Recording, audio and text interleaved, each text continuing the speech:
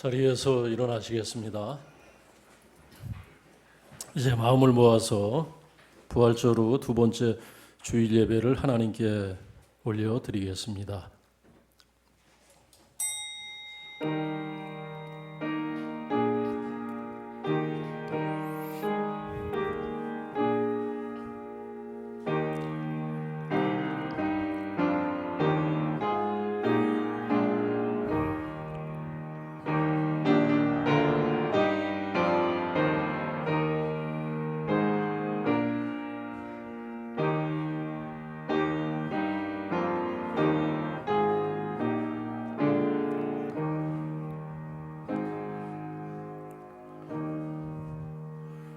우리 주 예수 그리스도로 말미암아 우리에게 승리를 주시는 하나님께 감사하노니, 그러므로 내 사랑하는 형제들아, 견실하며 흔들리지 말고 항상 주의 일에 더욱 힘쓰는 자들이 되라. 이는 너희 수고가 주 안에서 헛되지 않을 줄 알미라. 하나님은 영이시니 예배하는 자가 영과 진리로 예배할지니라. 아멘. 살아계신 하나님 아버지, 부활절 후 두 번째 주일 예배를 드립니다.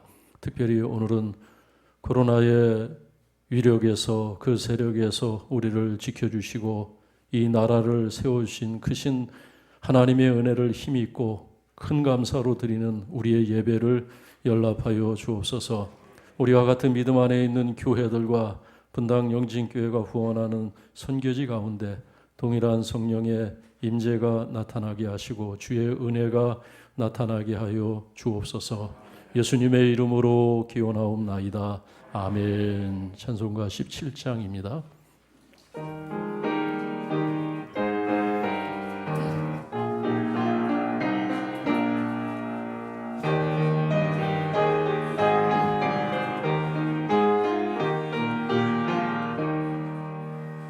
사랑의 하나님, 이곳에 계시니 주 영광이 성전에 가득히 넘치네. 거룩한 주님 앞에 죄인 내 우리들 경건한 마음으로 찬양합니다. 은혜의 예수님, 우리 죄인하여 속죄의 큰 사랑을 이루어 주셔서 율법의 멍에에서 해방해 주시니 복음의 자유물이 감사합니다. 위로의 성령님, 우리의 마음에 늘 함께 계시오니 큰 힘이 됩니다. 슬픔도 두려움도 넉넉히 이기니 이 세상 끝날까지 함께 하소서.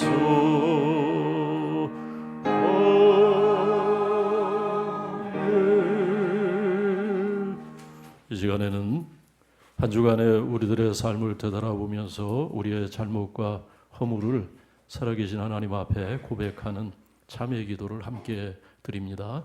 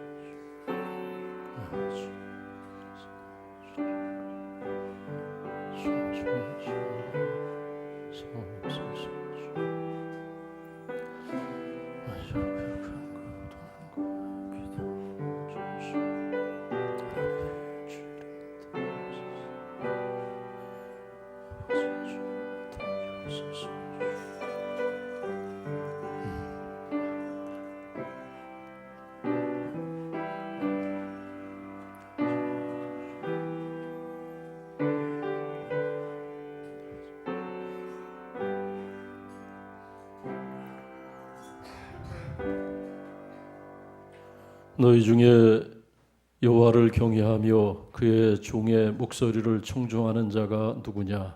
흑암 중에 행하여 빛이 없을지라도 여호와의 이름을 의지하며 자기 하나님을 의지하는 자를 의롭다 하시느니라. 아멘. 사도신경으로 우리의 신앙을 함께 고백합니다. 나는 전능하신 아버지 하나님, 천지의 창조주를 믿습니다.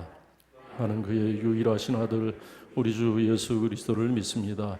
그는 성령으로 잉태되어 동정녀 마리아에게서 나시고 본디오 빌라도에게 고난을 받아 십자가에 못 박혀 죽으시고 장사된 지 사흘 만에 죽은 자 가운데서 다시 살아나셨으며 하늘에 오르시어 전능하신 아버지 하나님 우편에 앉아 계시다가 거기로부터 살아있는 자와 죽은 자를 심판하러 오십니다.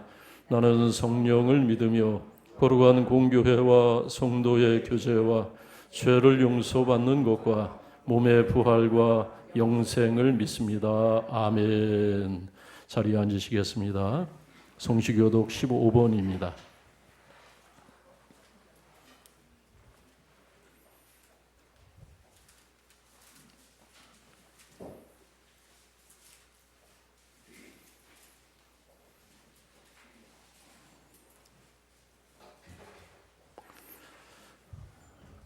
여호와는 나의 빛이요 나의 구원이시니 내가 누구를 두려워하리요.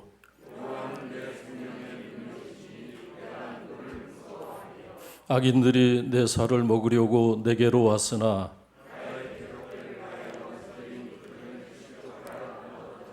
군대가 나를 대적하여 진칠지라도 내 마음이 두렵지 아니하며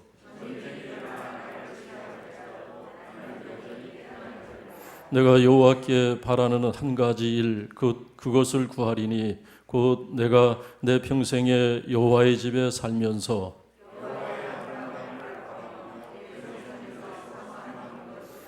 여호와께서 환난 날에 나를 그의 초막 속에 비밀히 지키시고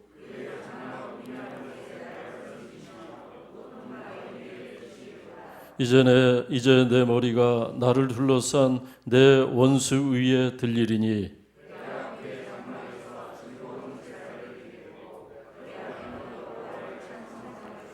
아멘. 찬송가 165장입니다.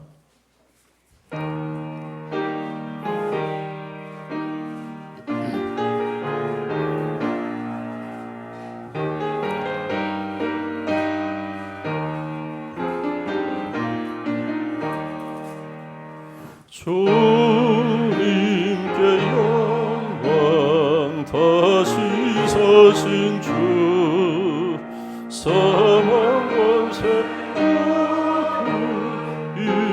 이기시렸네. 흰 옷 입은 천사 돌을 옮겼고 누우셨던 곳을 비어 있었네.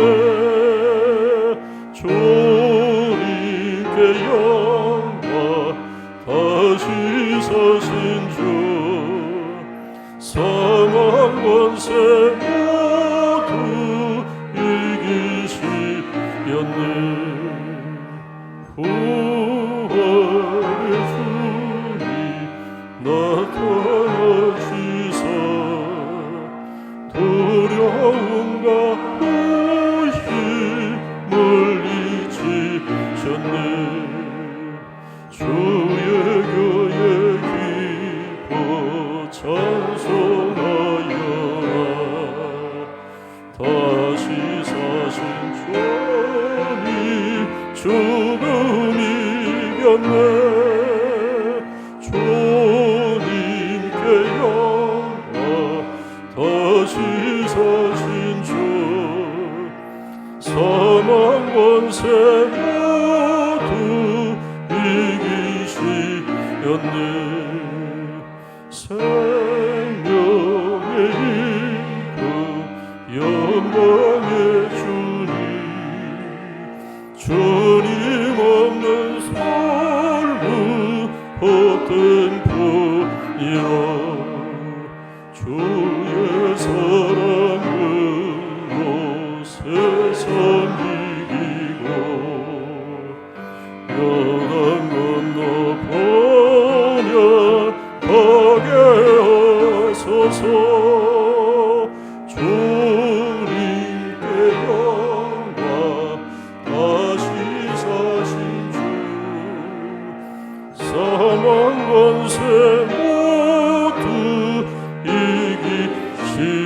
주셨네. 아멘. 이 시간 이석 장로님께서 기도 인도하시겠습니다.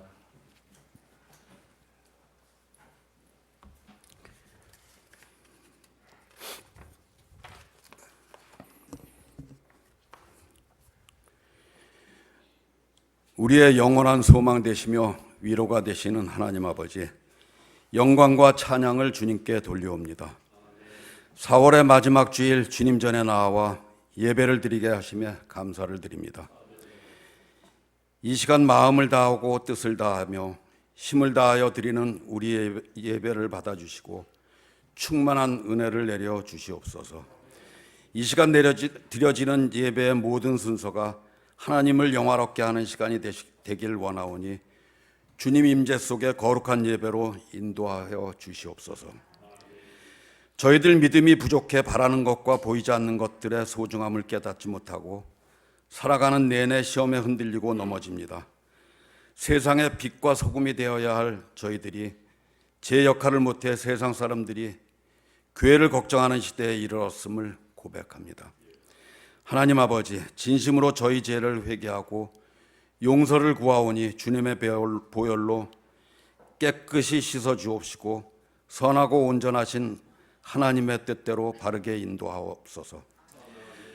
온 세상을 주관하시는 하나님, 전 세계가 신종 코로나 바이러스로 인해 고통 중에 있습니다. 감염을 걱정하며 불안해하는 많은 사람들을 보면서 인간이 얼마나 연약한 존재임을 새삼 깨닫게 됩니다. 바라옵건대 이 질병이 하루속히 종식되어 대개 주관하여 주시고 저희들이 질병 가운데 있지만 하나님 말씀을 기억하며 미래에 대한 불안보다는 주어진 하루하루를 감사하는 마음으로 하나님만을 바라보며 의지하게 하옵소서. 저의 믿음이 세상과 담을 쌓는 신앙이 되지 않게 하옵소서. 어렵고 힘든 지금의 이 시기가 그간의 잘못된 것을 바로잡는 계기가 되게 하시고 옳은 것과 함께 한다는 것에 대해 진지하게 고민하게 하시어 사회 통합과 지혜 도약의 발판이 되게 하옵소서. 이 나라 대한민국을 사랑하시는 주님, 이 백성을 지켜주시사 전염병으로 인한 코로나 바이러스가 안정세에 접어들게 하심에 감사드립니다.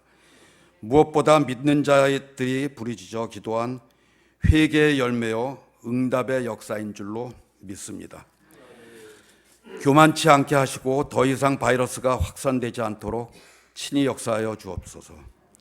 방역과 치료의 현장에서 최선을 다하는 이들에게 힘을 더하여 주시고 절망과 아픔과 어려움으로 주저앉은 이들에게 부활의 생명을 허락하여 주시옵소서. 이 나라의 정치가 부활케 하시고 죽었던 경제가 살아나게 하시며 사회, 문화, 교육 등 모든 분야가 새롭게 되게 하여 주시옵소서. 국회의원 총선거도 끝난 이제 진실하고 정직한 일꾼들, 주님을 경외하는 자유민주주의가 굳건히 세워지는 정의와 공의가 강물같이 흐르는 이 나라가 되게 하여 주옵소서. 열방을 향해 주님의 사명을 감당하고 있는 선교사님들과 국토방위를 위해 이 시간도 수고하는 국군 장병을 기억하셔서 안전하게 소임을 다하도록 인도하여 주시옵소서. 저희 분당교회는 주님과 늘 동행하길 원합니다. 성전에는 기도와 영혼 구원의 불길이 가득하게 하시고 성도들에겐 구원의 확신으로 기쁨과 행복이 충만하게 하시어 세상의 변화가 이 재단으로부터 시작되게 하옵소서. 교회의 모든 기관과 부서들도 서로를 향한 안타까움과 그리움이 중보의 기도가 되게 하옵시고 서로를 권면하고 안부를 물을 때 풍성한 사랑의 교제를 허락하여 주시옵소서. 오늘 귀한 말씀을 전하시는 서광욱 목사님과 가정을 영육간의 강건함으로 지켜주시고 성령의 능력을 더하셔서 오직 하나님의 진리의 말씀대로 전하게 하옵시고 그 말씀을 듣는 저희들 또한 겸손한 마음으로 잘 듣고 삶 속에 적용할 수 있게 역사하여 주시옵소서. 아름다운 교회를 위해 헌신하는 두 분 전도사님과 곳곳에서 애쓰는 손길에도 동일한 은혜를 부어주시옵소서. 신령한 노래로 찬양하는 글로리아 찬양대 찬양을 기쁘게 받아주시고 찬양을 듣는 모든 이들에게도 평강과 소망을 허락하여 주시옵소서. 이 모든 말씀을 우리를 구원하신 예수 그리스도의 이름으로 기도드리옵나이다. 아멘.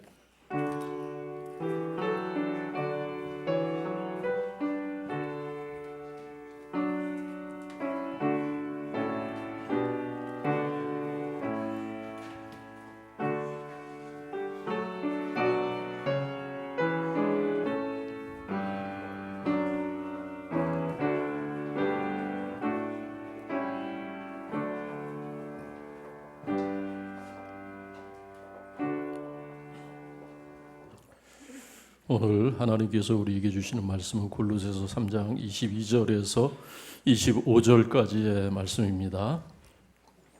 아직 읽지 않은 3장 18절에서 21절은 5월달 가정의 달 첫 주에 읽도록 하겠습니다. 순서를 바꿔서 22절, 25절을 함께 교독합니다. 제가 먼저 읽습니다. 종들아, 모든 일에 육신의 상전들에게 순종하되 사람을 기쁘게 하는 자와 같이 눈가림만 하지 말고 오직 주를 두려워하여 성실한 마음으로 하라.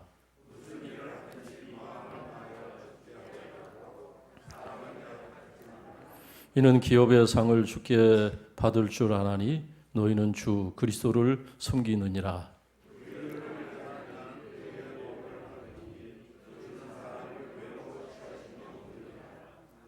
아멘.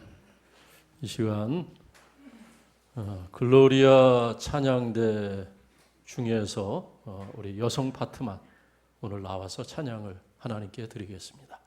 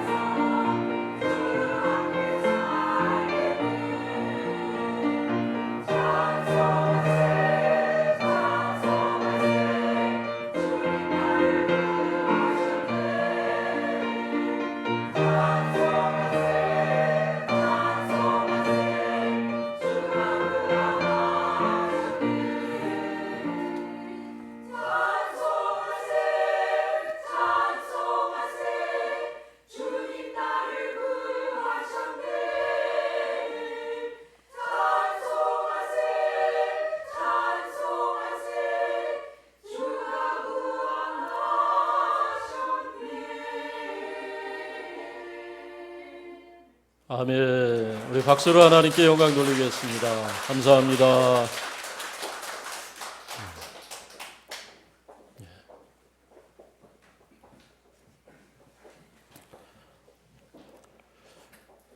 사회가 민주화되면서 많은 것들이 달라졌습니다.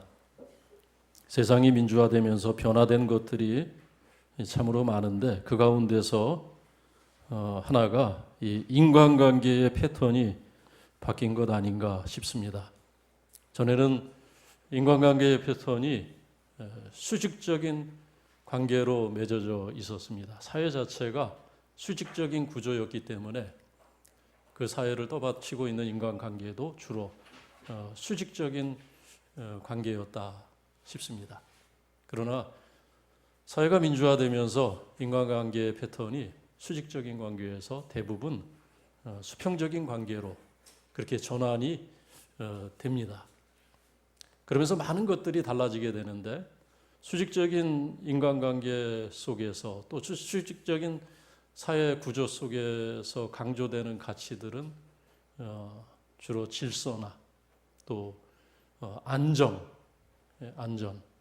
그리고 책임과 권리 이런 것들이 소중하게 여겨졌다고 하면은 사회가 민주화되고 인간관계가 수평적인 구조로 전환되면서 그러한 것보다는 인권이 강조가 되고 또 질서보다는 안정보다는 또 평등이 강조가 되고 그리고 책임과 의무보다는 각 개인의 권리가 강조된 것 아닌가 그런 많은 변화들이 있었습니다.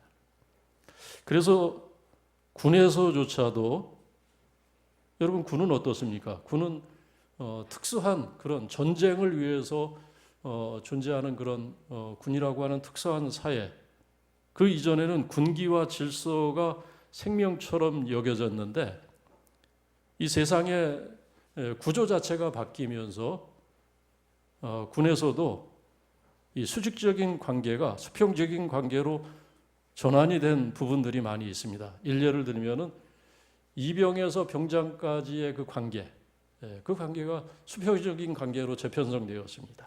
무슨 얘기냐면은 아무리 군생활을 오래 한 병장조차도 어제 전입원 이병에게 아무런 지시를 할 수가 없습니다. 법적으로 규제가 되어 있어요.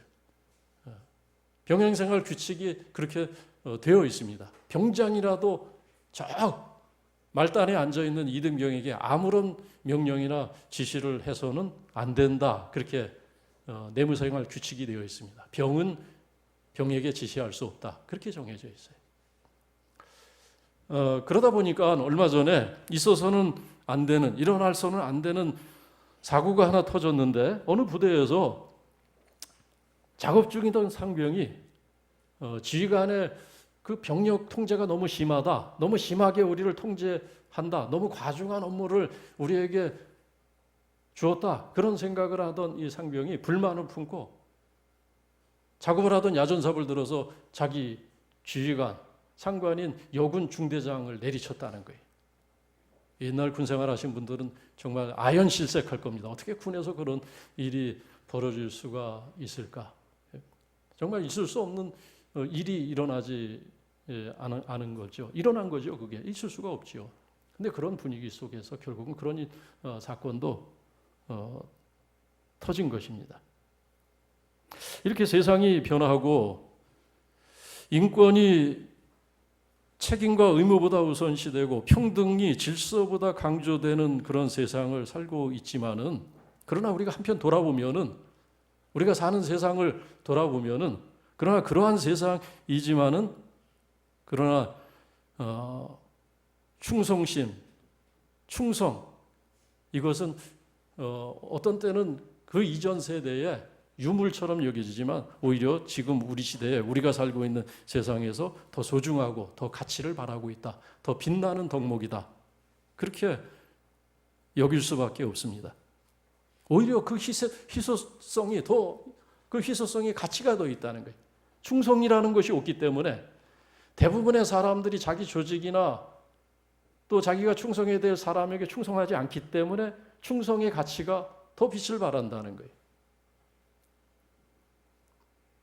일본의 시멘트 회사는 신입사원을 선발할 때 학교 성적이 퍼펙트하고 완전한 사원들은 뽑지 않는다는 거예요. 그런 사람은 사원으로 뽑지 않는다는 겁니다. 오히려 성적이 좀 모자라는 사람들, 그냥 좀 중간쯤 가는 사람들, 성적은 모자라지만 그 조직에 대한 충성심이 돋보이는 그런 사람을 출연해서 그들을 선발한다는 내부 지침을 갖고 있다는 얘기를 들었습니다. 아마 경영을 하거나 어떤 조직을 운영해 가거나 아랫사람들을 부리는 분들은 아마 그 이유를 충분히 짐작을 하실 겁니다. 남한산성 동문에서 북쪽으로 이렇게 내려오다 보면은 중턱에 현절사라는 사당이 있는 것을 보게 됩니다. 그 현절사에는 병자호란 때 청나라의 볼모로 끌려가서 그곳에서 참혹하게 죽임을 당한 사막사 위패가 그곳에 안치되어 있습니다. 홍익환과 유달제 그리고 누구죠? 윤집 그리고 나중에는 그 주전파의 수장이었던 김상원 위패가 그곳에 안치되어 있는데 사실 이분들은 끝까지 청나라에게 항복할 수 없다고 항쟁을 고집하던 분들입니다. 어떻게 보면은 그 당시에 세계 정세를 전혀 읽지 못한 외교에 실패한 중신들이에요. 그 당시 이미 청나라는 떠오르는 그런 태양처럼 그 중국 넓은 중원을 다 이미 정복을 한 마당이었습니다. 그리고 그렇게 의리를 지키려고 했던 신의를 지키려고 했던 명나라는 이미 숨이 넘어가는 그런 더 이상 기사 희생할 수 없는 그런 지경에 이른 그냥 서산에 지는 해에 지나지 않는 그런 나라였습니다. 그런데 그 명나라와의 신의를 지켜야 된다. 그리고 청나라는 오랑캐의 나라다. 그래서 항복할 수 없다. 끝까지 싸워야 된다. 그런 고집을 해서 왕이 그 수모를 당하고 그리고 백성들이 굶주림과 추위에 사지에 내몰리는 그런 부끄러운 역사가 있지 않았습니까? 근데 그럼에도 불구하고 나중에 거기에 정성스럽게 사당을 짓고 그분들의 위패를 그곳에 안치한 데는 이유가 있지 않겠습니까? 비록 외교에 실패를 하고 그 당시에 국제 정세를 읽지 못한 그런 오점은 있지만은 그러나 그럼에도 불구하고 그분들의 사후에 그분들의 위패를 그곳에 안치한 것은 그분들에게 돋보였던 것 딱 한 가지 충성심이죠. 죽음으로써 임금을 모시겠다는 그 충성심 그리고 죽음으로써 신의와 명분을 지키고자 했던 그 선비정신 그 선비정신은 바로 충성심이었습니다. 그걸 높이 산 거예요. 그거를 이 충성심을 비록 외교에는 실패했지만은 그 충성심을 후대에 알리고자 했던 그런 뜻이 거기에 있는 것입니다. 그래서 휴일에 그것을 어린 자녀들 데리고 그것을 둘러보면은 충성이라는 것이 뭔지 그것을 교육할 수 있는 좋은 교육의 장소가 되기도 합니다. 군에서 만났던 지휘관 한 분이 그런 말씀을 하는 것을 들었던 기억이 있습니다. 제가 만났던 지휘관 한 분이 어떤 말씀을 하셨냐면 지휘관이 되고 보니까 부하의 충성심만 보이더라는 거예요. 참모로 있을 때 또 하급 장교로 있을 때는 그런 자기와 함께 일하는 사람들 또 자기 밑에 있는 사람들의 재능이 어떤가 또 그들의 실력이 어느 정도인가 또 출신이 어디냐 출신이 육사냐 삼사냐 학군 장교냐 이런 것이 눈에 들어왔는데 내가 한 조직을 책임지는 한 부대의 수장으로서 사령관이 되고 지휘관이 되어서 부하들을 보니까 부하들에게 보이는 것이 딱 하나더라는 겁니다. 중요하게 여겨지는 것이 딱 하나 있는데 그것이 뭐냐? 충성이라는 거예요. 어떤 부하가 충성스러운 부하냐? 그것만 보이더라는 겁니다. 세상에 회자되는 말 가운데 그런 말이 있습니다. 흔히 우리가 하는 말 가운데 그런 말이 있지 않습니까? 믿을 놈 없다. 세상에 믿을 놈 없다. 그런 얘기를 하곤 합니다. 근데 그 말도 무슨 뜻이냐면 믿을 놈이 없다는 건 결국 무슨 얘기입니까? 충성된 사람이 세상에 없다는 거예요. 있기는 있겠죠. 그런데 그런 충성된 사람을 찾아보기가 어려운 세상이 되었다는 겁니다. 그래서 믿을 놈이 없고 충성된 사람이 없기 때문에 오히려 충성된 사람이 돋보이는 오히려 충성된 사람이 성공하고 충성된 사람이 존중이 여김을 받는 그런 세상이 되었습니다. 내가 실력이 없어 망하는 것이 아니에요. 내가 어떤 뒤에 배경이 없어서 내가 일이 안 풀리는 것이 아닙니다. 내 학력이 모자라서가 아닙니다. 가만히 따져보세요. 우리가 세상을 따져보고 우리가 살아온 여정을 살펴보면 그런 것은 처음 출발할 때는 작용을 합니다. 그러나 어느 한 조직에 들어가서는 결국 승부가 결정나는 것은 그 사람이 과연 그 조직과 그가 만나는 그 상사에게 어떻게 충성했느냐, 그것에 의해서 결국 승부가 결정나는 것 아니겠습니까? 저는 대위 목사 시절에 경기도 용인에 소재한 상군 사령부교회 부목사로 근무했던 적이 있습니다. 처음으로 부목사 보직을 받은 거예요. 신학교를 졸업하고 목사 안수를 받고 교육 파트 전도사는 했지만 풀타임으로 부교육자 생활은 제가 그때 처음 해본 겁니다. 대위계급장을 달고 나서. 그러다 보니까 지금 생각하면 참 어설픈 게 많았어요. 지금 생각하면 참 그건 아니었는데, 그렇게 생각되는 그런 오류들이 지금 생각하면 참 많이 있었다 싶습니다. 그런데 그 당시는 그것을 눈치를 전혀 못 챘습니다. 나는 잘하고 있다, 그냥 이렇게 하면 되는 거겠지 하고 그냥 제 페이스대로 그렇게 사역을 하던 어느 날, 제가 모시고 있던 목사님은 계급이 대령이었습니다. 저는 대위였고, 대위와 그 대령의 차이가 얼마나 큽니까? 상당히 그 편차가 큰 거예요. 여러 가지 면에서 그 차이가 클 수밖에 없습니다.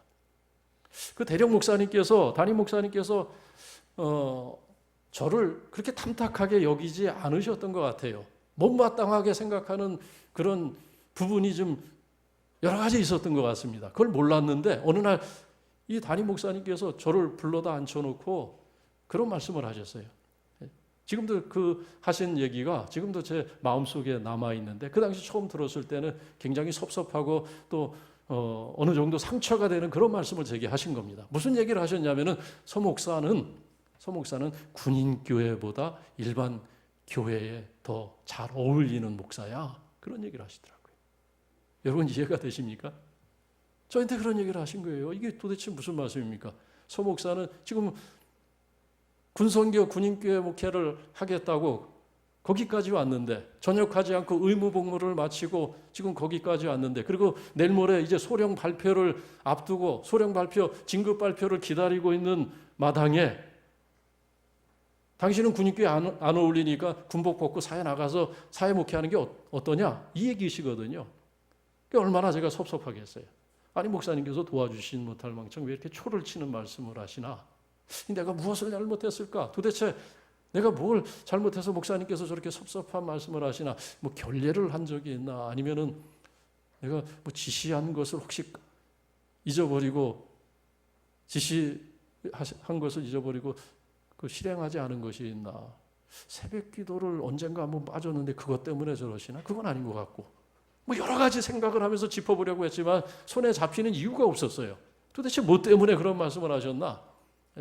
그 너그러운 분이 왜 그러셨을까? 분명히 뭔가 있을 텐데 이유를 알 수 없어서 고민 끝에 그 당시 상구사령관을 모시는 비서실장이 교회에 열심히 나오는 집사님이셨습니다.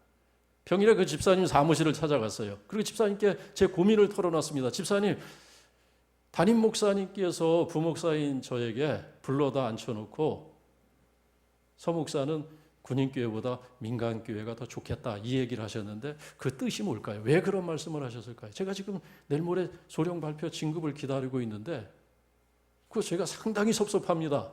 속이 상합니다. 제 속내를 털어내면서 그 집사님께 조언을 구했어요. 목사가 집사님 찾아가서 일종의 상담을 한 겁니다. 얼마나 답답했으면 그렇겠어요. 근데 이 집사님이 굉장히 그 덕이 있고 또 군생활을 굉장히 성공적으로 잘하는 그런 집사님이셨어요. 상군 사령부 사령관을 모시는 비서실장이었기 때문에 그분 계급이 그 당시에 대령이었고 곧 장군 진급을 앞두고 있는 그런 분이었습니다. 그분은 뭔가 힌트를 줄 것 같아서, 그분은 뭔가 그 말씀에 대해서 해석을 적절하게 해주실 것 같아서 이제 찾아간 거예요. 근데 이 집사님이 아무 얘기도 안 하세요. 그냥 씨 웃으면서 목사님 우선 차 한잔 하시죠. 그러면서 저를 좀 이렇게 진정을 시키고 차를 따라주시고 이런저런 교회 일에 대해서 이런저런 한두 가지 묻고 이야기하면서 차를 다 마시고 나니까 일어나서 자기 책꽂이에서 책을 하나 뽑아서 저한테 주시면서 이 책 읽어보시면 답을 얻을 겁니다. 이 책 한번 읽어보세요. 그 집사님이 그게 전부예요. 다른 아무런 조언도 제게 하신 것이 없습니다.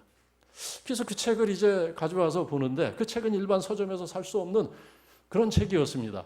얼룩무늬 국방색으로 되어 있는 그런 책인데 그 책 제목이 뭐냐면 부관 업무 지침, 그런 책이었어요. 부관 업무 지침. 여러분 군생활 하신 분들은 부관의 업무가 뭔지 아실 겁니다. 부관은 일반 회사로 따지면은 비서를 말해요. 수행비서입니다. 수행비서. 사령관이 움직일 때마다, 지휘관이 움직일 때마다 같이 움직이면서 보좌를 하는 그런 사람이에요. 그래서 나는 병가가 군종인데, 병가가 목사인데 왜 부관이 읽는, 부관이 참고하는 이 교범을 나한테 주실까? 그래서 그것을 가져와서 한 장 한 장 챙겨서 읽었어요.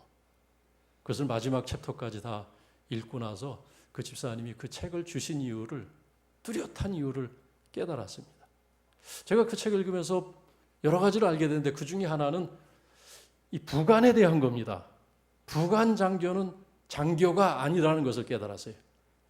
부관은 부대에 따라서, 부대의 그 격에 따라서 대위 계급장을 달고 있는 사람도 있고 소령 계급장을 달고 부관을 하는 사람도 있고 또 대령 계급장을 달고 비서실장을 하는 사람도 있지만 그들은 장교가 아니구나. 그럼 장교가 아니면 뭔가 장교 계급장을 달고 있는데 종이라는 걸 알았어요. 사령관의 종이다.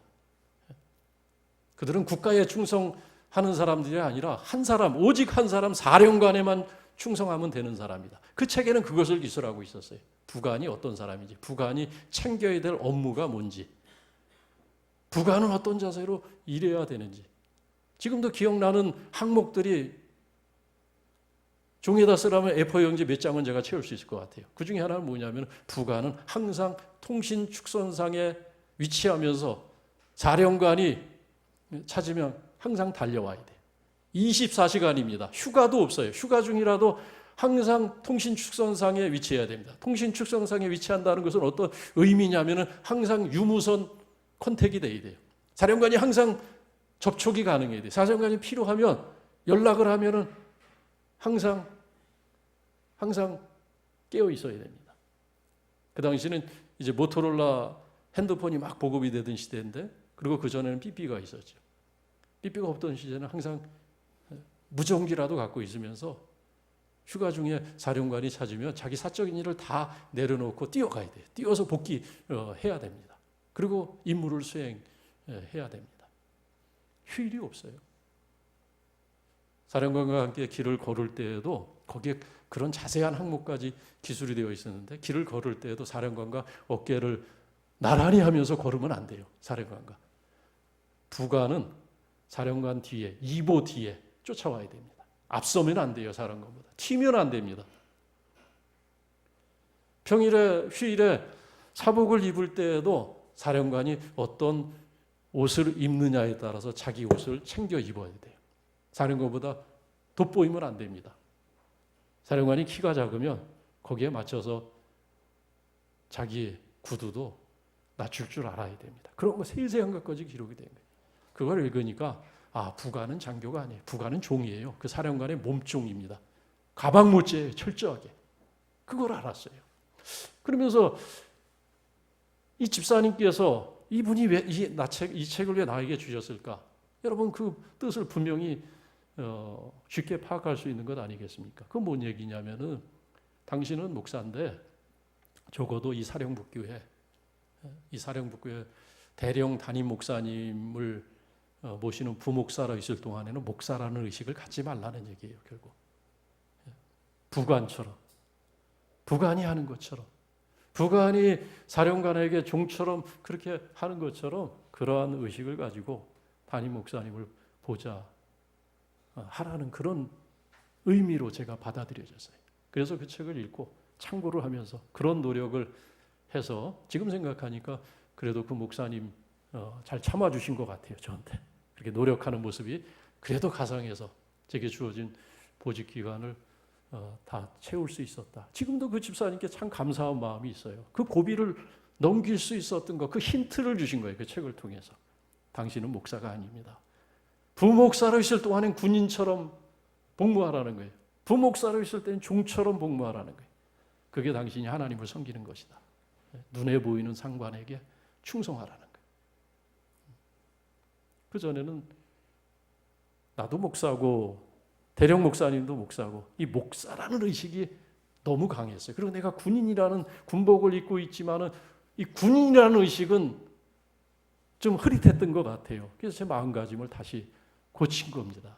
제 마음가짐. 내가 군복을 입고 있는 그 의미를 조금은 깨달을 수가 있었고, 그래서 그런 생각을 바꾸고 태도를 바꾸고 교회 사역을 했을 때 그래도 하나님께서 제게 주신 기간을 잘 채울 수 있었다. 지금은 그렇게 여겨집니다. 초대교회가 은혜가 충만하고 성령으로 충만해지면서 초대교회는 부흥을 하게 됩니다. 사도행전의 말씀을 읽어보면은 초대교회는 날마다 믿는 사람들이 더하는 그런 교회였습니다. 우리가 사도행전 읽어보면 장마다 계속해서 반복되는 구절이 하나 있어요. 어떤 구절이냐면은 구원받는 수가 더하더라. 날마다 모이는 수가 더하더라. 우리가 사도행전 2년 전에 읽었을 때 그 구절이 계속해서 장마다 반복되는 거 아마 기억을 하실 겁니다. 많은 사람들이 교회 나왔어요. 많은 사람들이. 그 안에는 유대인도 있었고 이방인들도 있었고 가난한 사람도 있었고 부한 사람도 있었고, 그래서 사도행전 2장에 보면은 많이 가진 사람들이 주께 헌금을 넉넉하게 풍족하게 들어서 그거를 가지고 가난한 사람들을 구제하고 필요한 사람들에게 나누어주고, 또 그곳에는 높은 사람 낮은 사람 상전과 종들이 함께 모이면서 서로 하나님의 은혜를 나누면서 사랑을 나누면서 세상에 있는 그런 차별, 가난한 사람과 부한 사람의 차별, 유대인과 이방인들의 그런 신분적인 차이, 그런 걸 다 뛰어넘었습니다. 교회에 오면 다 하나님의 백성이었어요. 다 구원받은 백성, 그것으로 충분했고, 그리고 서로 호영호제하면서 그렇게 믿음의 공동체가 이루어진 겁니다. 은혜가 충만했어요. 사랑이 충만했습니다. 그 은혜와 사랑 속에서 모든 사회적인 신분이 다 철폐가 되고 다 그것을 극복을 했습니다. 그야말로 세상에 없는 평등 세상을 초대교회가 세상에 보여준 겁니다. 평등한 세상이 이런 곳이구나. 평등이 강조되고, 그리고 한 사람 한 사람의 소중한 그런 존엄성이 인정이 되고 하는 것은 너무나 귀한 일이었습니다. 그런데 거기에 한 가지 폐단이 나타나기 시작했어요. 어떤 폐단일까요? 어떤 폐단이었냐면 질서가 깨진 겁니다. 질서가. 사랑이 강조되고 인권이 강조되고 평등이 강조되는데 질서가 깨지고, 그리고 마땅히 서로가 짊어져야 되는 책임과 의무가 경원시되는 그런 폐단들이 일어나기 시작한 겁니다. 죄인들이, 상전이 종을 부리기가 어려워졌어요. 왜 어려워졌냐면 상전과 종이 같이 교회를 섬기는데 종들이 사랑과 은혜를 마땅히 받을 수 있는 권리로 생각을 한 겁니다. 그걸 은혜로 생각한 것이 아니에요. 권리로 생각을 했어요. 권리로 생각하면서 자신들에게 주어져 있는 사회적인 의무, 그것을 무시하기 시작한 겁니다. 이 교회가 이상해진 거예요. 사회에는 여전히 존재하는 그 신분의 차이, 역할의 차이, 그것을 무시하는 반사회성을 교회가 띠게 된 겁니다. 요즘 우리 교회가 이 반사회적이라는 그런 얘기를 듣는 때가 있는데 그 초대교회에서부터 그게 있었어요. 그런 점들이. 그걸 교회가 극복을 해야 되는 겁니다. 종들이 생각을 한 겁니다. 우리가 다 사람이다. 당신도 교회 성도고 우리도 교회 성도고 다 죄인이고 다 우리가 의인이고 다른 게 뭐가 있나, 그런 생각을 하면서 질서와 그 사회적인 그런 구분을 무시했던 겁니다. 그런 사회적인 분위기, 그런 교회에 그런 오류가 있었어요. 그래서 이 문제에 대해서 오늘 하나님께서는 그래서는 안 된다. 그래서는 교회가 덕이 되지 않는다. 그래서 오늘 하나님께서는 사도 바울의 입을 통해서 이 종들에게, 교회 출석하는 종들에게 주신 말씀입니다. 종들아, 모든 일에 상전들에게 순종하라. 육신의 상전들에게 순종하라. 사회적 질서를 중시하라. 사회적 질서를 무시하면 안 된다는 겁니다. 책임과 의무를 무시하면 안 된다는 거예요. 눈 가림으로 하지 말고 오직 주를 두려워하여 성실한 마음으로 하라. 적당히 하지 말라는 거예요. 불의를 행하지 말라는 겁니다. 25절의 말씀처럼. 자기 의무를 소홀히 하는 것, 그 불의한 일이라는 겁니다. 적당히 하는 것, 하나님은 다 아신다는 거예요. 중심을 아신다는 겁니다. 23절 말씀 보니까 무슨 일을 하든지 마음을 다하여 주께 하듯 하고 사람에게 하듯 하지 마라. 주님을 섬기듯이 그렇게 상전, 상사에게 순종하라는 것입니다. 복종하라는 것입니다. 그래야 상을 받는다. 24절 말씀 보니까 이는 기업의 상을 주께 받을 줄을 아나니 너희는 주 그리스도를 섬기느니라. 너희는 주 그리스도를 섬기느니라. 어떻게 해석이 되어 있냐면은 관주 성경을 밑에 보세요. 뭐라고 해석이 되어 있습니까? 그 헬라어를 어떻게 번역을 할 수도 있냐면 그리스도께 종노릇 하느니라. 너희가 그리스도께 종노릇 하듯이 너희 상관들에게, 너희 상전들에게 종노릇 하라는 겁니다. 종은 종이 되어야 된다는 거예요. 은혜와 사랑을 권리로 주장하지 말라는 거예요. 너에게 주어진 책임을 다하라는 것입니다. 그리고 복종해야 할 자에게 복종하고 순종해야 할 자에게 순종하고 충성을 다하라는 것입니다. 오히려 교회 밖에 있는 그 사람들보다 너희가 더 충성된 종이 되라고 말씀을 하셨던 것입니다. 오늘 이 말씀을 읽으면서 우리 자녀들이, 특별히 우리 직장생활하는 자녀들이 이 말씀을 붙들고 이 말씀을 따르면 얼마나 좋을까. 아마 직장생활이 훨씬 수월하게 될 것입니다. 제가 언젠가 들은 얘기인데 인류대학을 졸업하고 어느 기업에 갔는데 상사가 커피 한 잔 따라 달라고 얘기한 겁니다. 이 사회생활을 막 시작하는 이 아이가 상처를 받았어요. 내가 커피나 따려고 이곳에 들어왔나. 그걸 가지고 고민하더라는 겁니다. 여러분, 짓궂은 상사도 있겠죠. 부당한 지시를 하는 상사가 왜 세상에 없겠어요. 그러나 어느 책에 보니까 여러분 비서처럼 일하라는 책이 있어요. 그 책이 갑자기 생각이 나요. 비서처럼 일하라. 그 책에 그런 내용이 나요. 짓궂은 상사, 부당한 지시를 자주 하는 상사를 부모처럼 생각을 해라. 그러면 이해가 될 것이다. 오늘 이 말씀을 우리 자녀들이 또 사회생활을 아직도 하는 우리 성도님들이 이 말씀을 붙들고 사회생활하면 사회생활이 아마 훨씬 수월하고 또 큰 복을 받게 될 것입니다. 이 상을 받는다고 말씀했거든요. 하나님이 상을 받게 될 것이다. 기업의 상을 받게 될 것이다.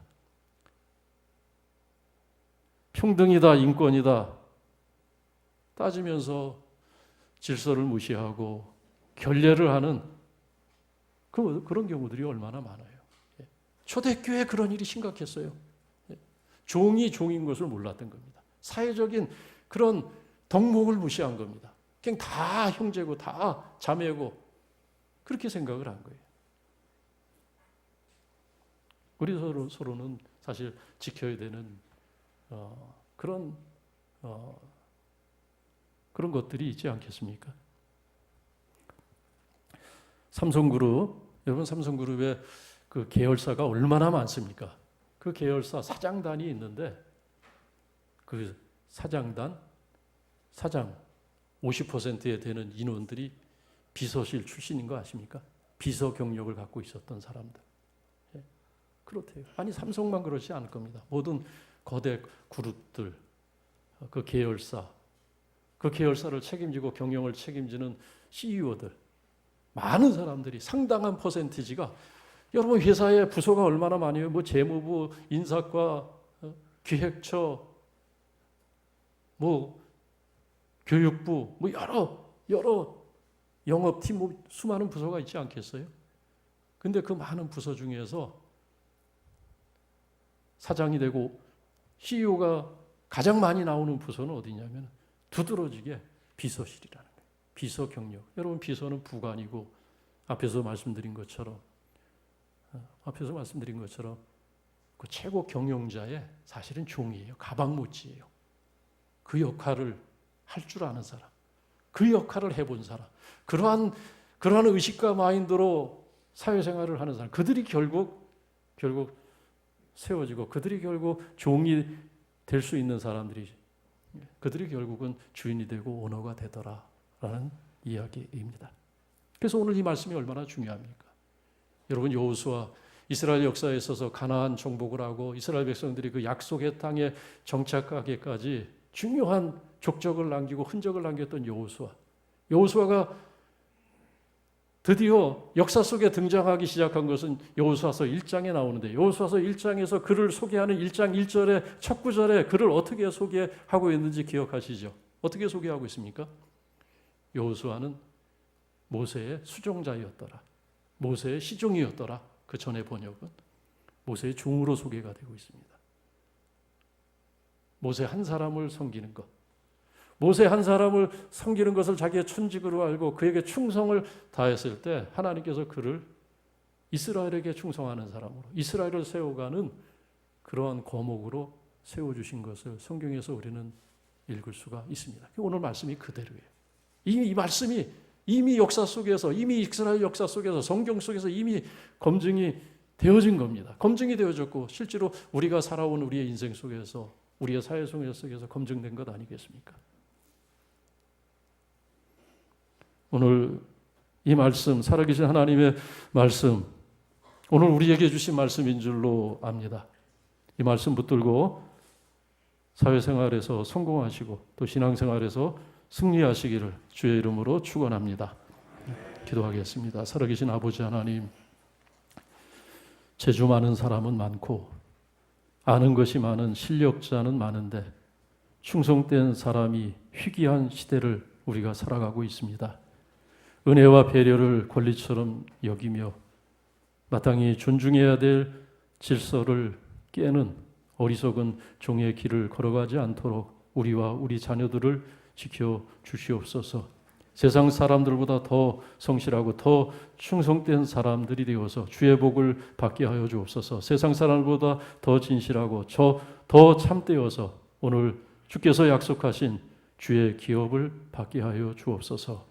예수님의 이름으로 기도드리옵나이다. 아멘. 찬송가 318장입니다.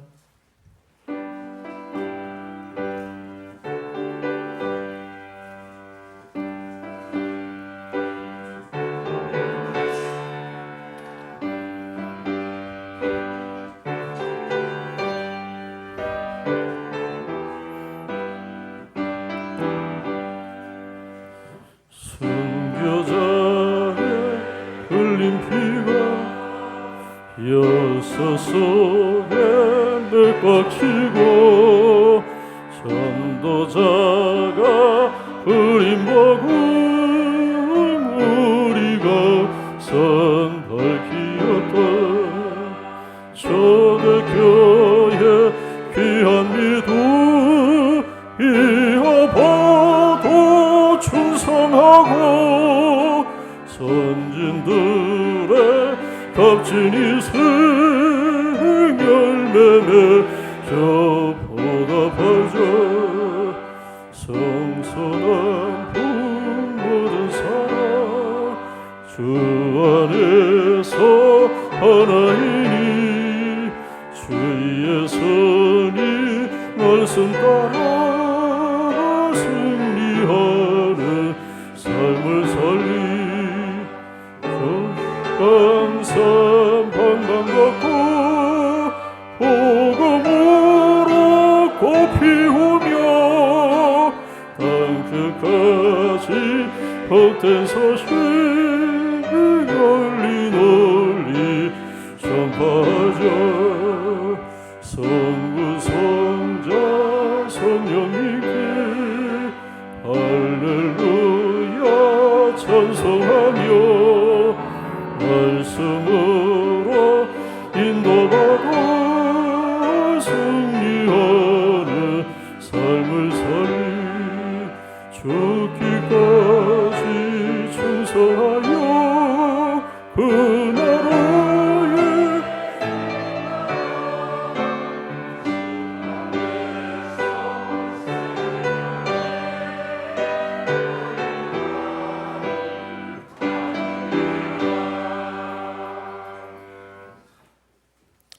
할렐루야. 주여 하나님 아버지 감사합니다. 길고 지루했던 그러한 우리 교회에 대한 여러 가지 규제가 완화되어서 오늘 흩어진 성도들이 모여 찬양하며 기도하며 주의 말씀 앞에 서게 하시니 감사를 드립니다. 신령과 진정으로 예배하며 주의 말씀을 순전한 마음으로 받는 주의 백성들을 축복합니다. 주의 말씀대로 약속하신 주의 언약대로 영혼이 잘되게 하시고 범사가 잘되며 영과 육이 강건하도록 주께서 복을 허락하여 주시옵소서. 감사로 큰 감사로 드리는 우리의 예물을 연락하여 주시고 쓰여지는 것들마다 주의 영광이 가득하게 나타나게 하여 주옵소서. 예수님의 이름으로 축복하며 기도하옵나이다. 아멘. 교회 소식 주보 참고하시면 되겠습니다. 오늘은 예수님 부활절 후 두 번째 주일입니다. 부활하신 주님의 능력 또 소망으로 한 주간도 승리하시기를 바랍니다. 이미 광고드리고 아시는 것처럼 우리 교회를 비롯한 여러 가지 밀집 시설에 대한 운영 중단 강력 권고를 지난주부터 완화함에 따라서 많은 교회들이 오늘부터 적어도 오전 예배는 정상적으로 드리는 것으로 그렇게 예배를 회복하였습니다. 그러나 코로나 사태가 완전히 끝난 것은 아니기 때문에 아직도 위험은 남아있기 때문에 오후 예배, 점심, 또 월삭기도, 또 평일에 모이는 제자반 등은 당분간 지금처럼 중단을 계속합니다.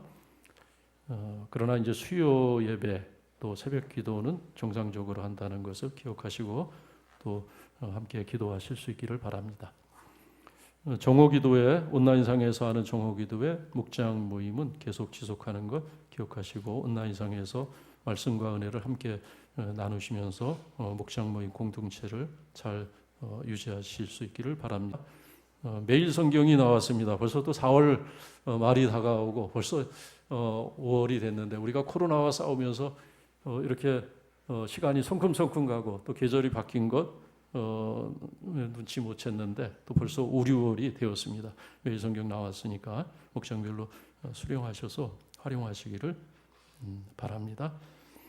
교회 소독 토요일 날 매주 방역업체가 교회 소독하고 있는데 그 몇 분씩 나와서 봉사를 해야 될 일이 있습니다. 지금까지는 신태영 장로님께서 주도적으로 남성분들과 같이 섬기셨는데 이번 주부터는 우리 목장별로 돌아가는 것으로 그래서 한 번씩만 수고를 하시면 될 것 같아요.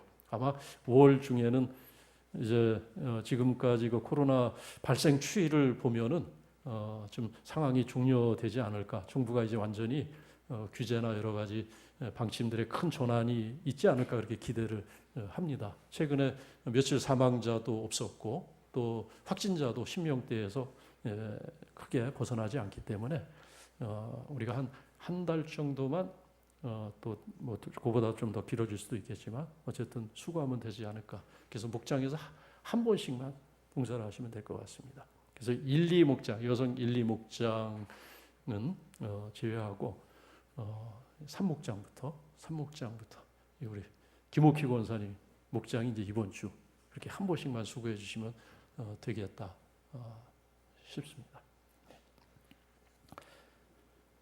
축하할 일이 있습니다. 우리 이은경 권사님이 일부 예배에 오늘 나오셨는데 우리 손녀 이담비가 우리 성도님들 기도해 주시고 정말 그 가정에서 오랫동안 기도하고 구한 그 기도의 제목이었는데 벌써 담비가 세상에 태어난 지 3년이 되어서 세 번째 생일을 맞이했다고 합니다. 그래서 감사해서 맛있는 떡을 준비하셨는데 오늘 받아가시고 또 축하해 주시면 되겠습니다.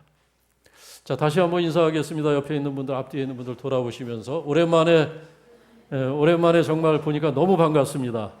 우리 권사님들, 집사님들 오랜만에 뵙는 분들이 많은데 너무나 반갑고 좋습니다. 지금처럼 마스크 쓰시고 나중에 예배 끝나고 인사하실 때도 마스크 착용하시고 접촉은 하지 않는 것으로 너무 반가워서 접촉을 하는데 또 상대방은 말씀은 못해도 부담스러울 수가 있어요.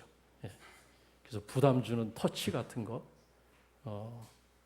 주목도 하지 말았으면 좋겠어요. 뭐 조직에서 하는 것 같기도 하고 그냥 웃음으로 미소로 그렇게 인사하셔도 충분하겠다 싶습니다. 어쨌든 우리가 예배를 다시 정상화한 만큼 감염 예방 수칙 8가지 있거든요. 우리 성도님들이 기억하실 것은 딱 3가지만 하면 돼요. 마스크 늘 상시 착용하신다는 거, 교회 출입하실 때 손 소독하신다는 거, 그리고 적당한 그 안전거리 유지한다는 거. 그 정도 3가지. 나머지는 이제 교회에서 챙기면 되는 것들입니다. 그 3가지만 생활 속에서 지키면 되겠다 싶습니다. 자, 자리에서 일어나시겠습니다. 이제 교회와 나라를 위한 기도, 공동기도 주보에 있는 것 함께 읽으시면서 한 마음으로 기도드리겠습니다. 같이 기도합니다. 시작. 구원과 은혜 하나님, 구할주로 2번째 주일을 맞아 주님께서 주신 소망을 붙잡고 세상으로 터지는 우리와 우리 자녀들의 길을 인도하여 주옵소서. 세상에 있으나 세상에 속하지 말라는 주의 뜻을 따르게 하옵소서. 약한 자를 강하게 하시는 하나님, 많은 나라들 가운데 대한민국을 축복하사 가장 먼저 코로나의 위력을 극복할 수 있게 하시고 열방의 나라를 돕게 하시니 감사합니다. 나라와 민족을 위해 드리는 성도들의 기도가 지속되도록 힘을 주옵소서. 교회의 머리가 되시는 주님, 주의 은혜로 주일 예배가 회복되게 하시니 감사합니다. 예배로 참여한 성도들의 영과 몸이 주의 은혜로 강건하게 하옵소서.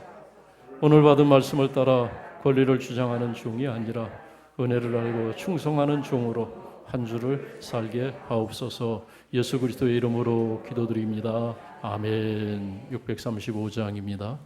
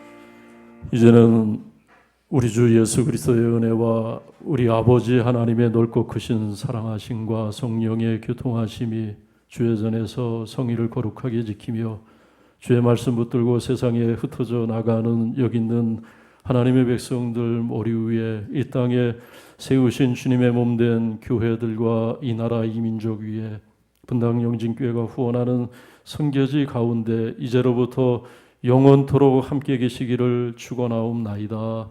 아멘.